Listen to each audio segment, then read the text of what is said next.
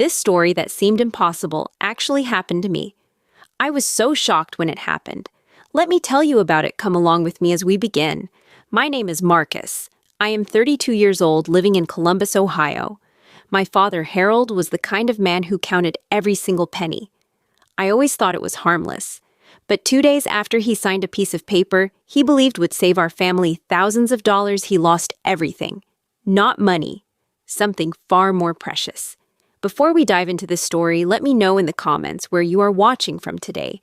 If this story touches your heart, please hit that like button and subscribe to the channel. Stay with me through this story because the ending is something I still think about every single day, and I believe you will too. To understand why my father did what he did, you need to know who Harold really was. You need to understand the kind of life that shaped him into the man he became. My father was born in 1957 in a tiny coal mining town in West Virginia. The town does not even exist on most maps anymore. It was just a cluster of wooden houses scattered across a hillside, surrounded by nothing but mountains and poverty. Harold was the fourth of 7 children. His father, my grandfather, worked in the coal mines from the time he was 15 years old.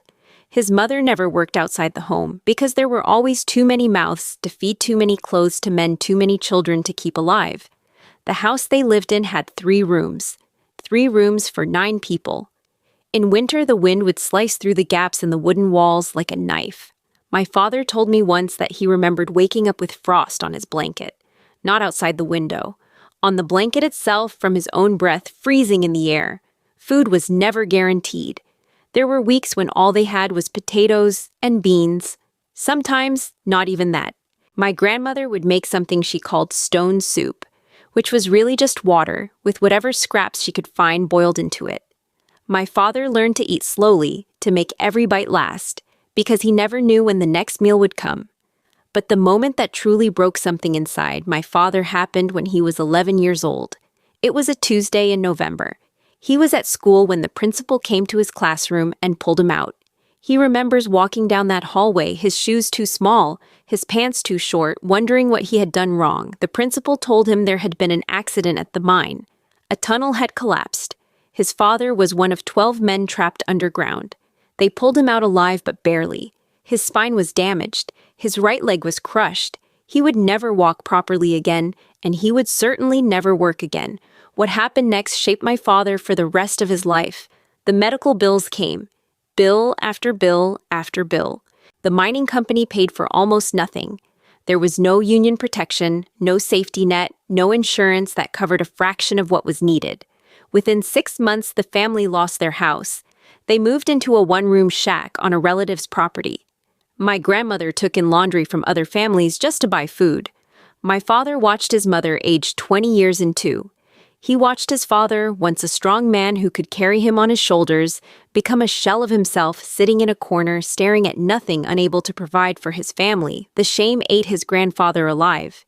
He died of a heart attack 4 years later at the age of 43. My father always said it was not his heart that killed him. It was the humiliation. At 14, Harold dropped out of school. He found work as a laborer on construction sites, carrying bricks, mixing cement, doing whatever anyone would pay him to do. He made a promise to himself that day. He swore on his father's grave that he would never ever let his own family fall into poverty. He would save every penny. He would prepare for every disaster. He would control what he could control so that fate could never destroy his family the way it had destroyed his. He started keeping a notebook. Every cent he earned went into that notebook. Every cent he spent. Every cent he saved. He kept that notebook for over 50 years. I found it after everything happened, page after page of tiny numbers written in his careful handwriting.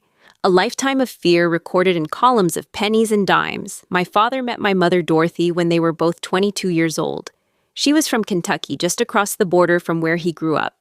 They met at a small church during a revival meeting. My mother told me once that she noticed him because he was the only young man there who was not trying to impress anyone. He just sat quietly in the back listening. Dorothy came from a different kind of poor. Her family never had much, but they always had enough. Her father was a carpenter who built furniture by hand. Her mother kept a garden that fed them through every season. They did not have money, but they had stability. They had peace. When Dorothy first started dating Harold, she could not understand why he counted every coin so carefully. Why he would walk an extra mile to save a few cents on groceries. Why he would rather go hungry than waste food. It made no sense to her. But then he told her about his childhood. He told her about the frost on the blanket and the stone soup and the day his father got carried out of the mine. He told her about watching his mother cry at night when she thought the children were asleep. He told her about the shame that killed his father. Dorothy did not try to change him after that. She understood that his frugality was not about money.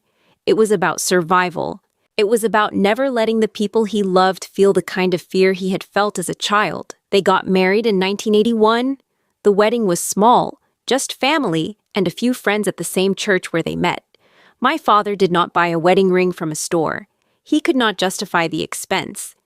Instead, he took an old silver dollar that had belonged to his grandfather and hammered it flat, shaped it, polished it, until it became a ring. My mother wore that ring until the day she died. She said it was worth more than any diamond because it came from his heart. I came along in 1993. I was their only child. My mother had complications during pregnancy, and the doctors told them it would be too dangerous to try again. So it was just the three of us. Growing up, I did not understand my father. I just knew that we were different from other families. Other kids had new clothes for school. I wore hand-me-downs from church donation bins. Other kids had the latest toys for Christmas. I got used books and repaired bicycles. Other kids went on vacations. We stayed home. I remember being 12 years old and asking my father why we could not go to Disney World like my friend Tommy's family. He looked at me with this expression I did not understand at the time, sadness mixed with something else, fear, maybe. He said, "Son, we have a roof over our heads, food on the table, and clothes on our backs. That is more than many people have. We do not need a vacation. We need security." I resented him for years. I thought he was just cheap, just stubborn, just unwilling to let us enjoy life.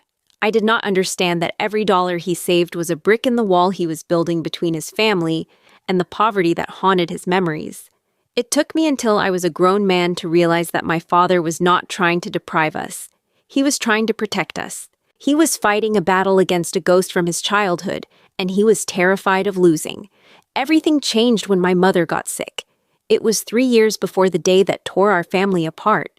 My mother was 64 years old, still active, still tending her small garden in the backyard, still humming hymns while she cooked dinner. She seemed healthy, she seemed fine. But then she started getting tired more easily. At first, we all thought it was just age. She was not young anymore. It made sense that she would slow down, but the tiredness got worse. She would be out of breath just walking from the bedroom to the kitchen. She would have to sit down after climbing a few stairs. Then came the chest pains, small at first. Just a tightness, she said. Nothing to worry about. My mother was not the kind of woman who complained. She had spent her whole life taking care of others. The idea of being the one who needed care was foreign to her. She brushed off every symptom, made excuses, insisted she was fine. My father wanted to believe her. More than that, he was afraid of what a doctor visit might cost. Even with Medicare, there were always copays, deductibles, unexpected charges. I can see now how his fear of poverty and his love for my mother created this terrible contradiction. He wanted to protect her, but his instinct for protection was to avoid spending money even when money needed to be spent. I was 29 years old, living in Columbus, working as a software engineer. I came home for Thanksgiving that year, and I saw my mother for the first time in 3 months. I barely recognized her. She had lost weight. Her color was wrong, sort of grayish. When she hugged me at the door, I could feel her heart racing against my chest, fluttering like a trapped bird. I pulled my father aside that night. We stood on the back porch while my mother was inside preparing pie. I told him something was wrong with Mom. Really wrong. He needed to take her to a doctor immediately. My father's face did that thing it did whenever money came up. It closed off. His jaw set. He told me she was fine, just tired, just getting older. He said doctors just want to run tests and charge you for everything. He said they would wait and see. I lost my temper. For the first time in my adult life, I raised my voice at my father. I told him I did not care about the money. I told him Mom needed help. I told him if he would not take her, I would. We argued for nearly an hour. My mother heard us from inside. She came out and asked what was wrong. I told her the truth. I told her I was scared for her health, and I wanted her to see a doctor.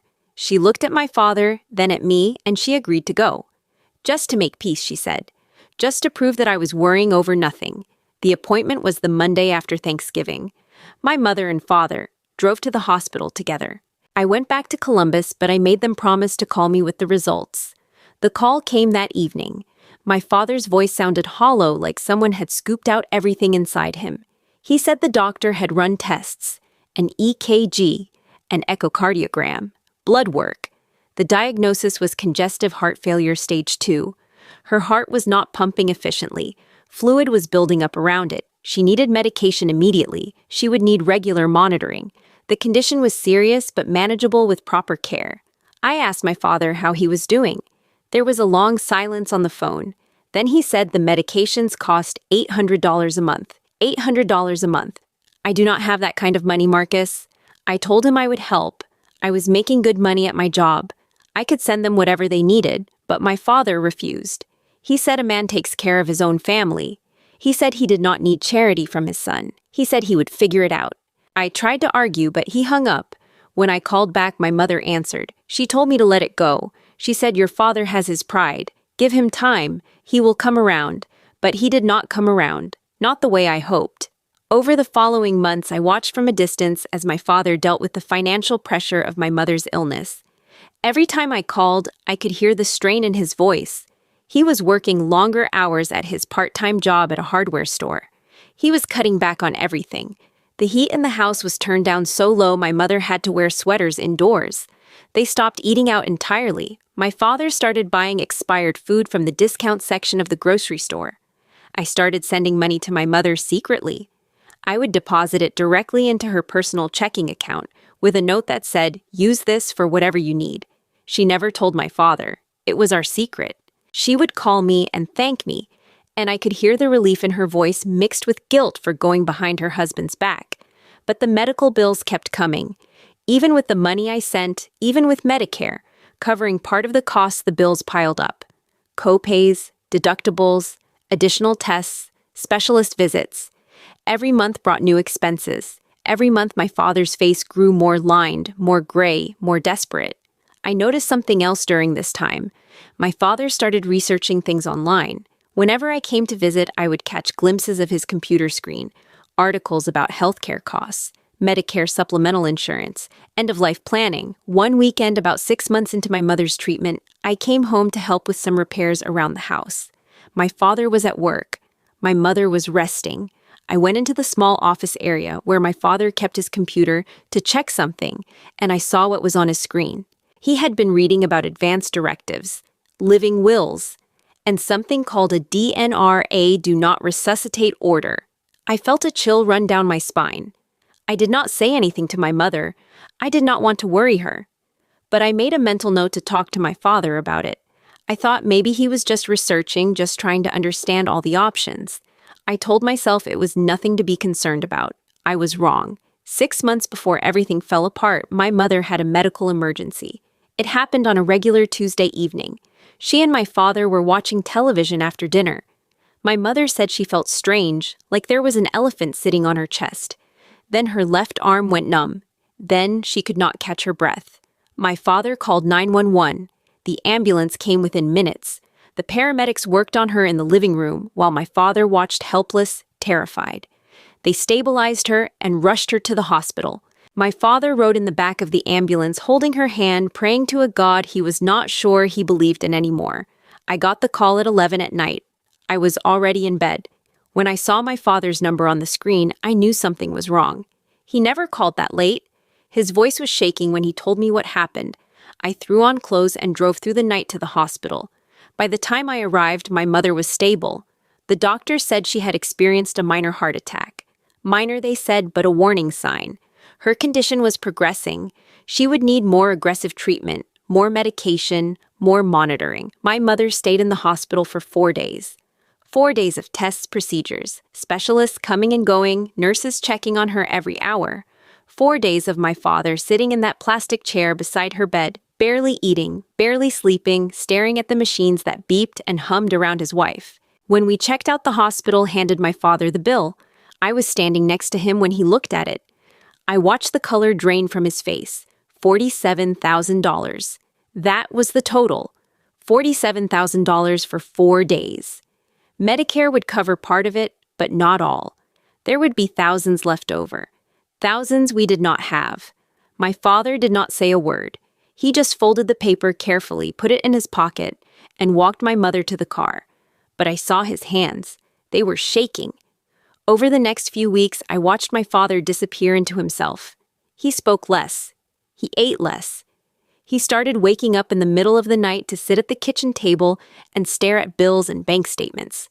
My mother told me she would find him there at 3 a.m, just sitting in the dark, papers spread out in front of him like some kind of terrible puzzle he could not solve. He started asking questions at the hospital. I was not there for these conversations, but my mother told me about them later. He asked the doctors about costs, about what would happen if she got worse, about how much it would cost if she needed the ICU, if she needed to be put on a ventilator, if her heart stopped and they had to resuscitate her. The numbers terrified him. Weeks in the ICU could cost hundreds of thousands of dollars. A ventilator alone could add thousands per day. And resuscitation, the CPR, the defibrillators, the crash carts, all of it came with a price tag that could bankrupt a family. The doctors explained to him that there were options, advance directives, legal documents that specified what kind of care a person wanted at the end of their life, and DNR orders, do not resuscitate, a document that told medical professionals that if a patient's heart stopped, they should not attempt to bring them back. The doctors were just explaining options. They were not recommending anything. But my father heard something different. He heard a way out. A way to protect his family from the crushing debt that had destroyed his own parents. He made his decision in secret. He did not tell my mother. He did not tell me. He drove to a lawyer's office on a Tuesday afternoon alone, and he signed the papers. He signed a DNR for himself. At 67 years old with no serious health problems, he decided that if his heart ever stopped, no one should try to save him. He would rather die than leave his family in debt. But that was not all. He also signed a DNR for my mother. As her husband and legal healthcare proxy, he had the authority to make medical decisions on her behalf. And he decided without asking her, without telling anyone, that if her heart stopped, she should be allowed to go. He took those papers home and locked them in a drawer in his desk.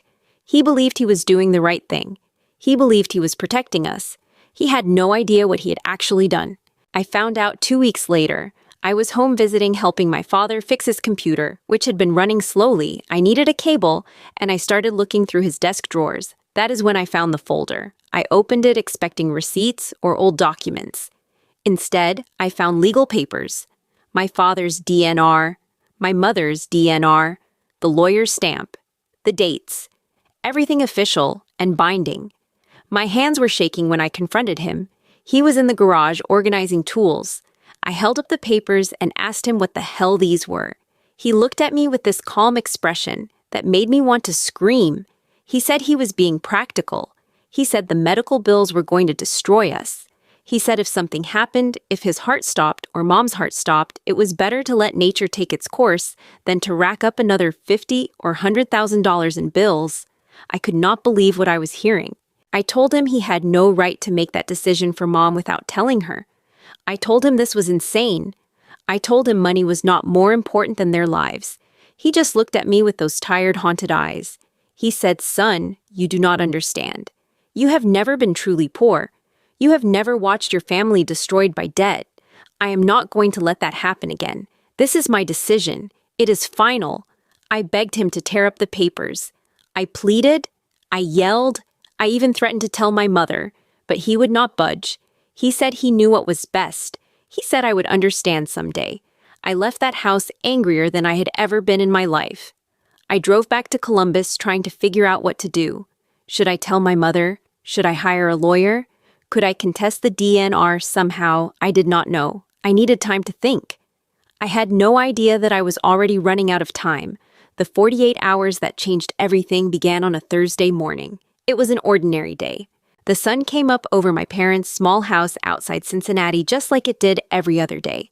The birds sang in the trees my mother had planted when they first moved in 30 years before. The coffee maker beeped at 6:15 just like it always did.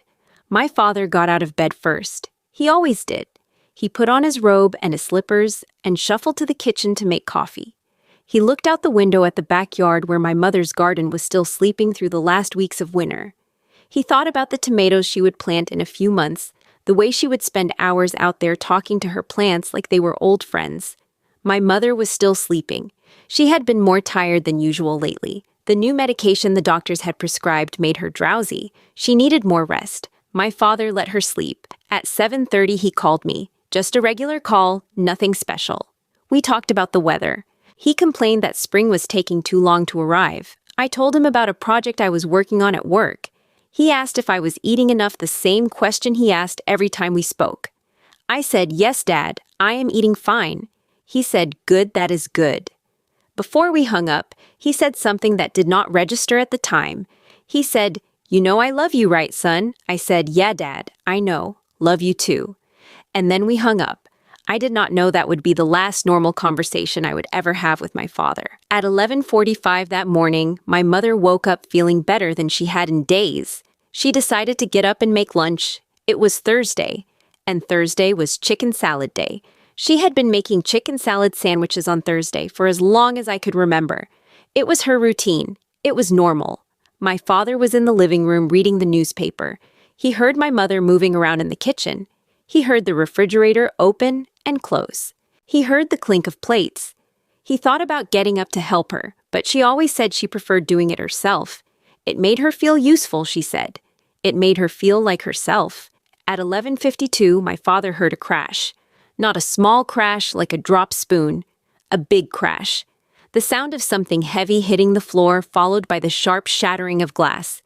He was on his feet before his mind could even process what he had heard. He ran to the kitchen. It took him 4 seconds to get there. 4 seconds. And in those 4 seconds, the entire world changed. My mother was on the floor. She was lying on her side, one arm stretched out toward the counter, as if she had been trying to catch herself. A plate had shattered beside her.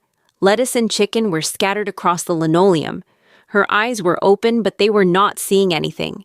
Her mouth was moving, but no sound was coming out. My father dropped to his knees beside her. He called her name, Dorothy. "Dorothy, can you hear me? Dorothy, look at me." She did not respond. Her face was turning gray. Her breath was coming in short, shallow gasps. He fumbled for his phone and dialed 911. His fingers were shaking so badly, he had to try 3 times. When the operator answered, he could barely get the words out. "My wife," he said. "My wife is on the floor. I think she had a heart attack. Please, please hurry." The ambulance arrived 8 minutes later. 8 minutes that felt like 8 hours. My father sat on the floor beside my mother, holding her hand, telling her it was going to be okay. Help was coming. Just hold on. Just stay with me. Please, please stay with me. The paramedics came through the door like a wave. 2 men and a woman, all in uniform, all moving with practiced efficiency. They pushed my father aside gently and started working on my mother. One of them checked her pulse. Another listened to her heart. The third started preparing equipment.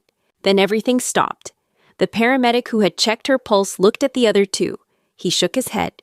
"Her heart stopped," he said. "No pulse. No respiration." My father felt the world tilt sideways. He heard the words, but they did not make sense. No pulse. No. That was wrong. She was just making lunch. She was fine. She was fine. The female paramedic turned to my father. She had kind eyes, but her voice was all business. "Sir," she said, "is there a DNR on file?" My father stared at her. His mouth opened, but no sound came out. "Sir," she said again more urgently, "this time we need to know. Is there a do not resuscitate order?" And in that moment, my father made a choice that would haunt him for the rest of his life.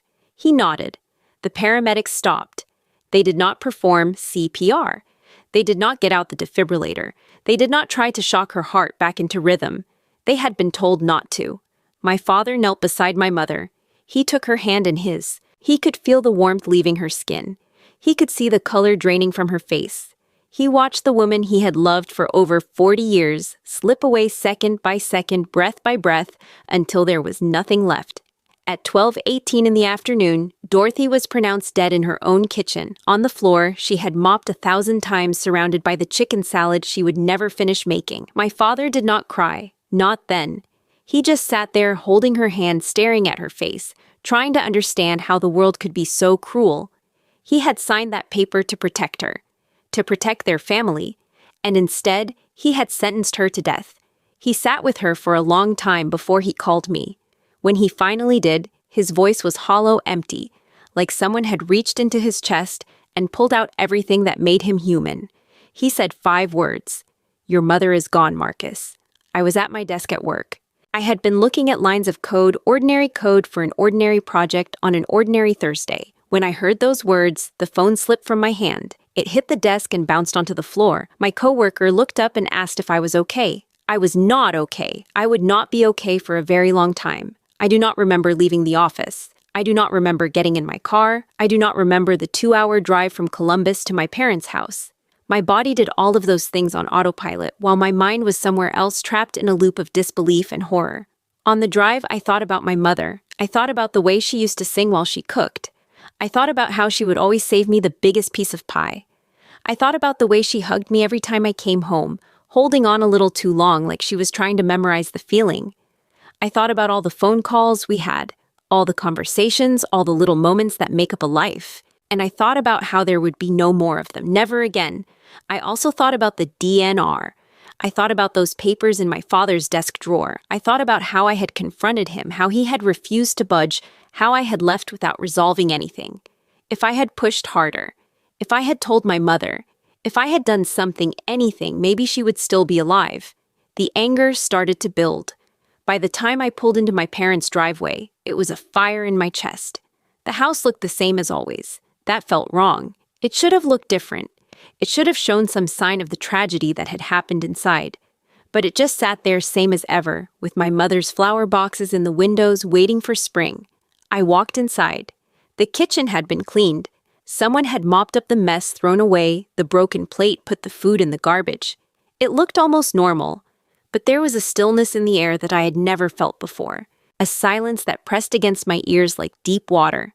My father was sitting at the kitchen table, just sitting there in the chair he always sat in, staring at the wall. He did not look up when I came in. I stood in the doorway looking at him. This man who had raised me. This man who had worked his whole life to provide for his family. This man who had saved every penny, who had counted every cent, who had been so afraid of poverty that he had traded his wife's life for the illusion of financial security. I wanted to scream at him. I wanted to shake him. I wanted to tell him what I thought of him, and his stupid papers, and his goddamn fear of debt. But when I opened my mouth, what came out was just a question.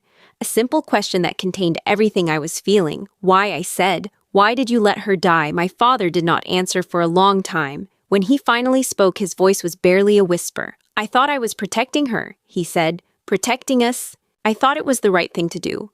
Something inside me snapped. I told him what I thought. I said words I never thought I would say to my own father. I called him a coward. I told him he had killed her. I told him he had chosen money over her life. I told him I would never forgive him. He took it all. He did not argue. He did not defend himself. He just sat there absorbing every word like he deserved it. Maybe he thought he did. When I was done, when there was nothing left to say, I turned and walked out. I got in my car and drove. I did not know where I was going. I just needed to move to put distance between myself and that house and what had happened in it. I drove for hours, through suburbs and farmland and small towns whose names I did not bother to read. I drove until the gas tank was almost empty, and I had to stop. I pulled into a gas station parking lot and sat there in the dark, and I cried. I cried for my mother. I cried for my father. I cried for myself. I cried until there was nothing left.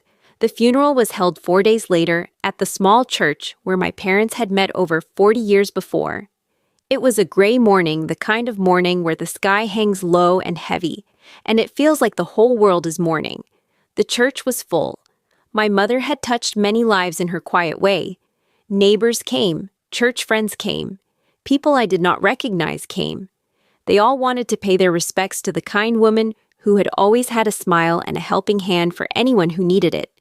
The service was simple the way my mother would have wanted it.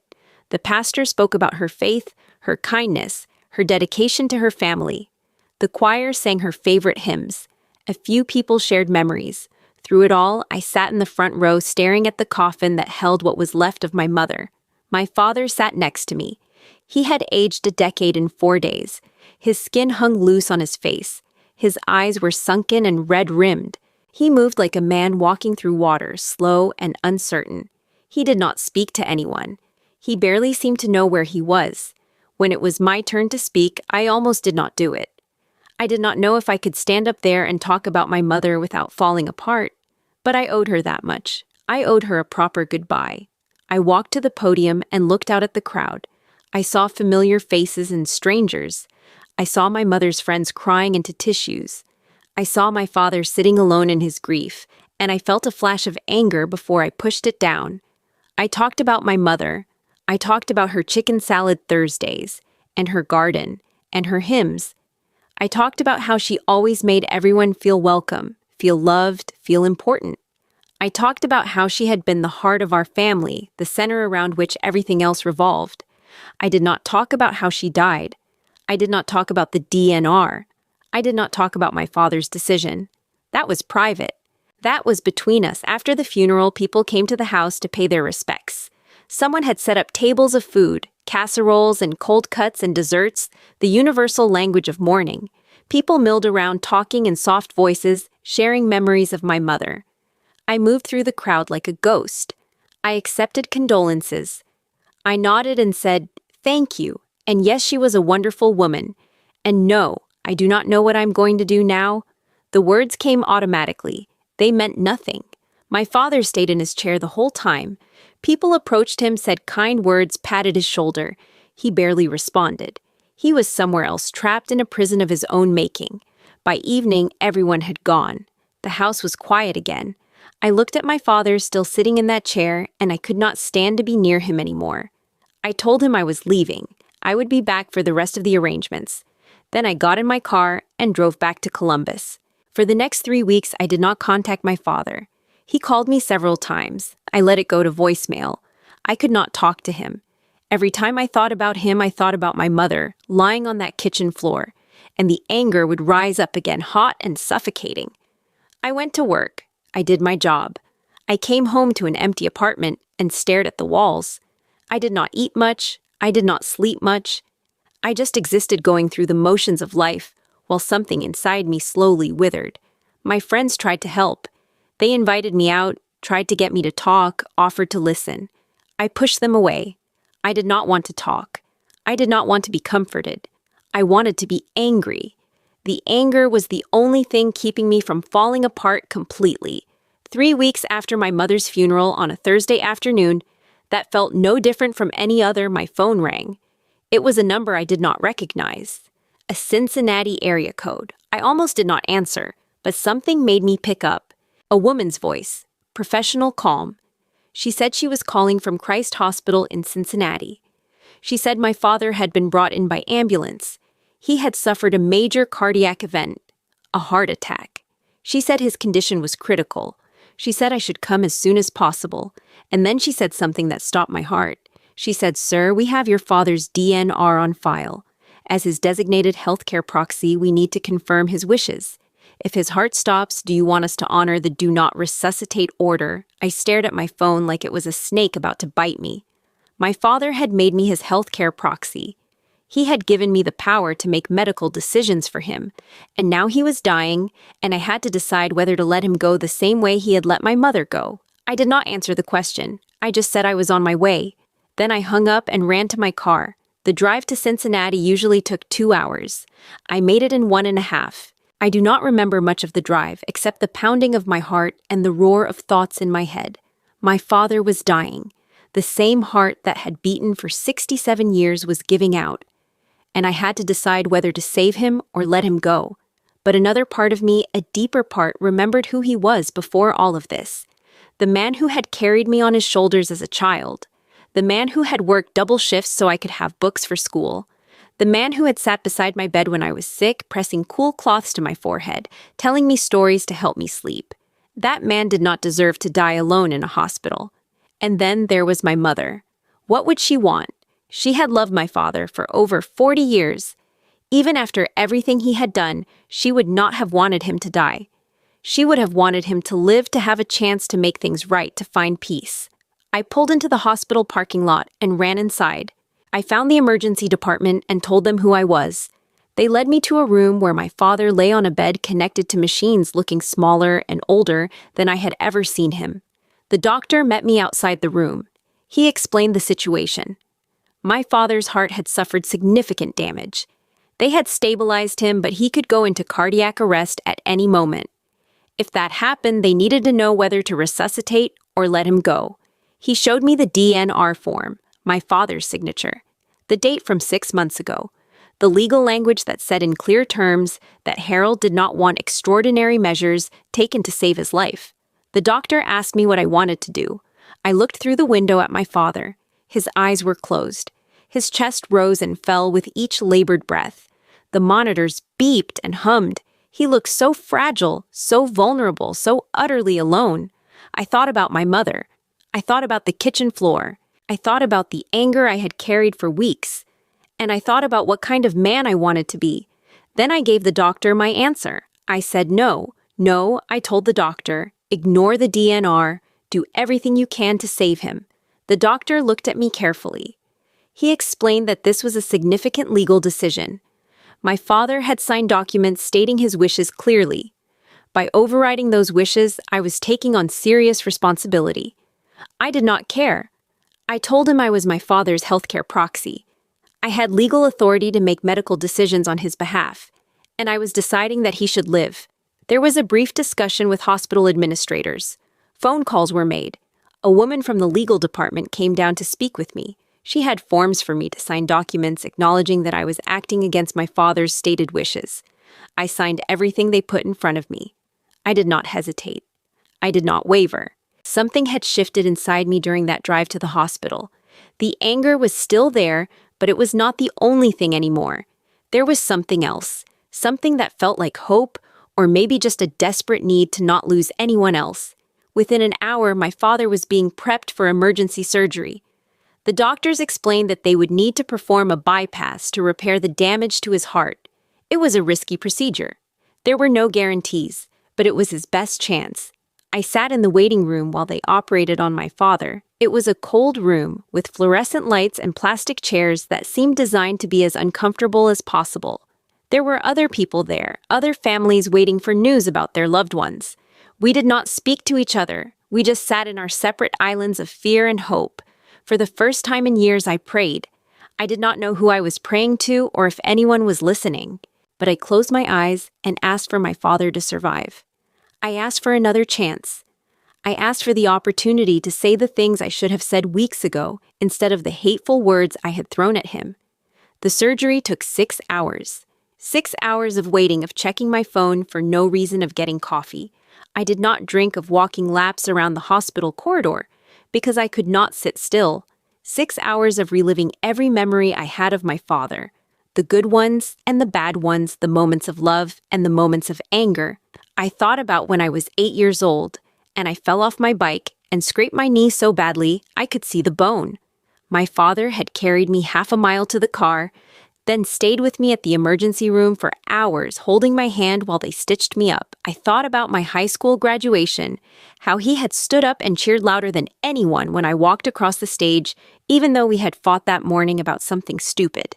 I thought about the day I got my first real job, how he had called me and said he was proud of me, and how his voice had cracked on the word proud.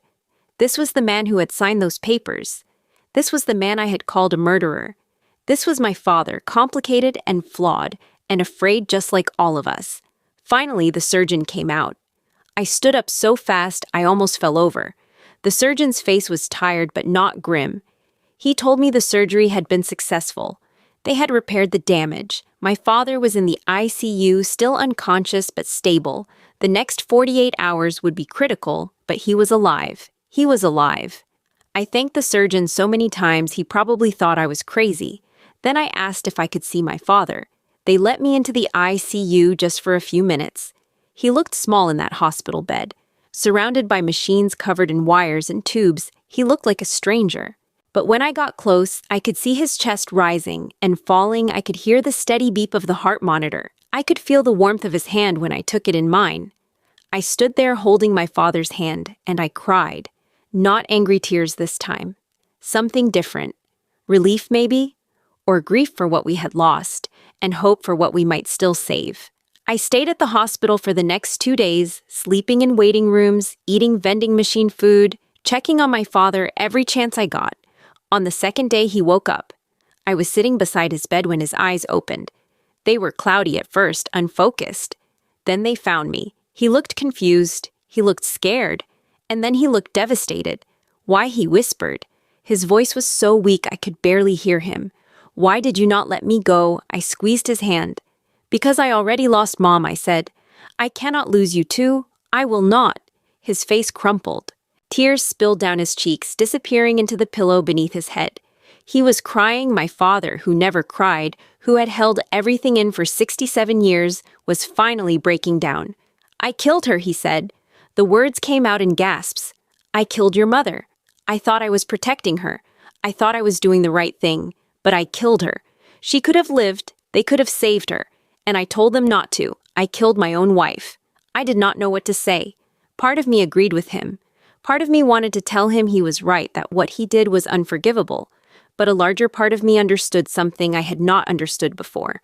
My father had not acted out of cruelty or selfishness. He had acted out of fear, a fear so deep and so old that it had warped his judgment, twisted his love into something destructive. He had been trying to protect us the only way he knew how. He had been wrong, terribly wrong, but his intentions had never been malicious. I said, Dad, what you did was wrong. You made a choice that was not yours to make, and Mom is gone because of it. I cannot change that. You cannot change that. But you are still here, and I am still here, and we have to find a way to live with what happened. He shook his head, still crying. How can you forgive me? How can you even look at me? I said. I am not saying I forgive you. Not yet. Maybe not ever completely. But I am saying I do not want to lose you too. I am saying that Mom would not want me to lose you. I am saying that I love you even when I am angry, even when I do not understand, even when I want to hate you. I love you because you are my father. And that has to count for something.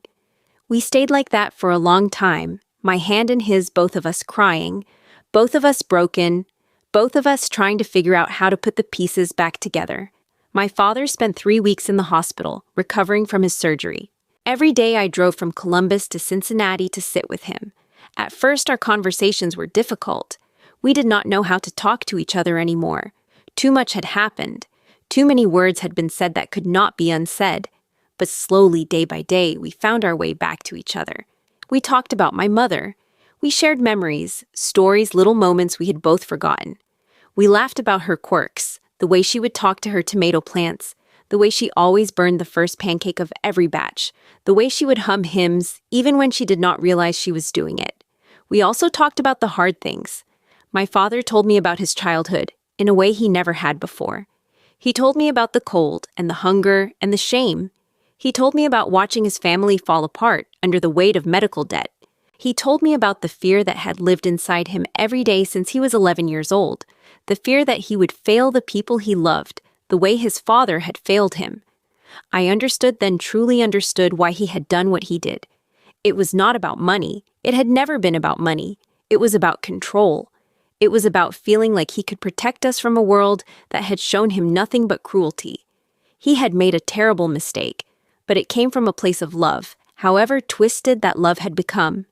I told him about my own struggles, about how I had felt growing up always different from other kids, always ashamed of our frugality, about how I had resented him for years without understanding why he was the way he was, about how my anger after my mother's death had nearly destroyed me.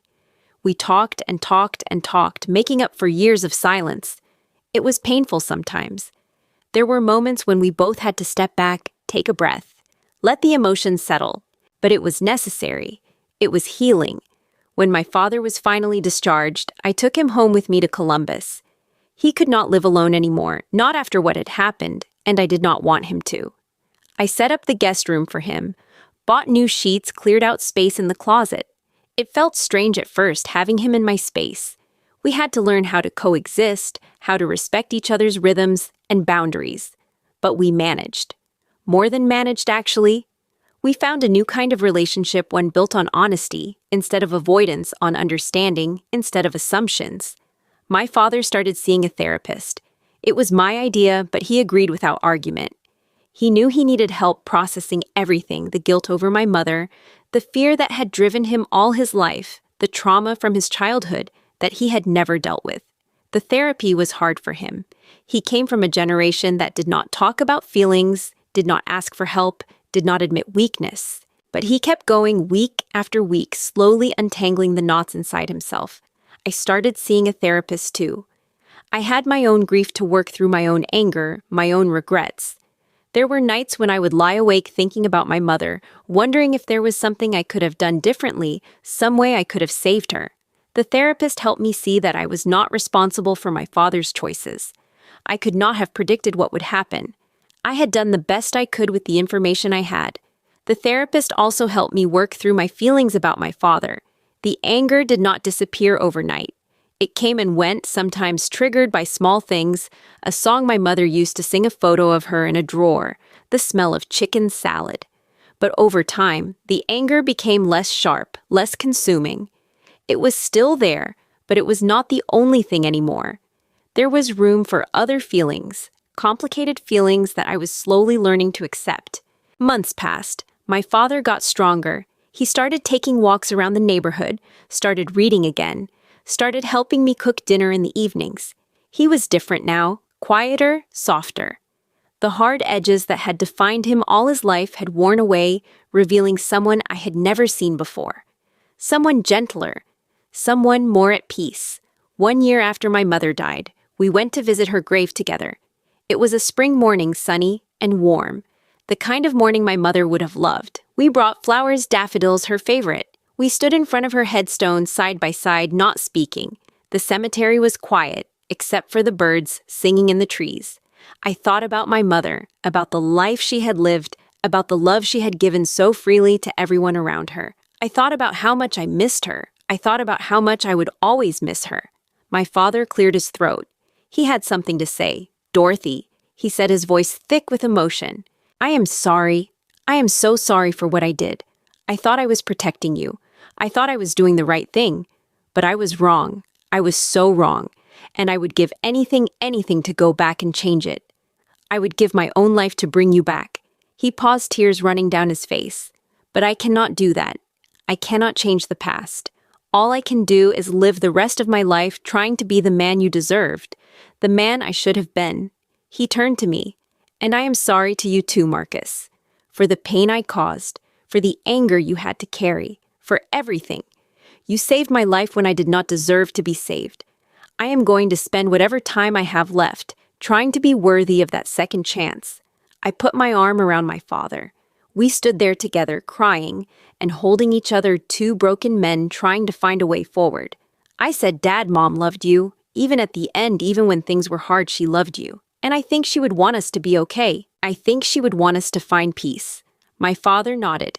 He wiped his face with his hand and looked up at the sky. "Then that is what we will do," he said. "For her, for us, we will find peace." We stayed at the cemetery for another hour, talking about my mother, sharing stories, laughing and crying. When we finally left, I felt something shift inside me. Not forgiveness, not exactly, but acceptance. An understanding that life is messy and complicated, that people make terrible mistakes even when they are trying to do the right thing, and that holding on to anger forever only hurts the person holding it. My father is still alive today. He lives with me in Columbus. He has his good days and his bad days. Sometimes the guilt overwhelms him and he cannot get out of bed. Other times he seems almost at peace, puttering around the house, reading, watching the birds outside the window. We do not talk about the DNR anymore. We do not need to. We both know what happened. We both carry the weight of it. But we also carry the love that my mother left behind. And that love is stronger than any mistake. I learned something from this experience, something I want to share with you. Money can be earned again. Debts can be paid off. Financial setbacks, no matter how devastating, can be recovered from. But time with the people you love cannot be bought back. Once they are gone forever. No amount of money saved is worth losing a single moment with someone you love. I also learned that fear can make us do terrible things, even when we think we are protecting the ones we love. My father was so afraid of poverty, so traumatized by his childhood, that he lost sight of what really mattered. He tried to control the uncontrollable and ended up causing the very tragedy he was trying to prevent. And I learned that forgiveness is not about saying what someone did was okay. It is not about excusing their mistakes or pretending they did not happen. Forgiveness is about freeing yourself from the prison of anger. It is about choosing to move forward instead of staying stuck in the past. It is about understanding that we are all flawed, all broken, all doing our best with what we have. My father signed that paper thinking he was saving us money, but in 48 hours, he learned that the cost of that decision was almost everything that mattered. And I learned that sometimes the bravest thing you can do is refuse to let someone you love give up on themselves. If you are holding on to anger towards someone you love, I want you to ask yourself something. If you lost them tomorrow, would you regret not saying what needed to be said? Life is too short for silence. And real love is worth more than any amount of money you could ever save. I want to thank you for listening to my story today. It was not easy to share, but I believe that our struggles, our pain, our mistakes, they all have meaning when we use them to help others. Now I want to hear from you. Have you ever faced a situation where fear led you, or someone you loved to make a choice they regretted? How did you find a way to heal? Please share your thoughts in the comments below. Your story might help someone else who is going through something similar. If this story touched your heart, please hit that like button and subscribe to this channel. Share this video with someone who might need to hear it today. You never know whose life you might change. And remember, no matter what mistakes have been made, no matter how broken things seem, there is always hope. There is always a chance for healing. There is always love if we are brave enough to reach for it. Thank you for being here with me. I am wishing you peace, healing, and the courage to choose love over fear. Until next time, take care of yourselves and the people you love. Life is precious. Do not waste a single moment.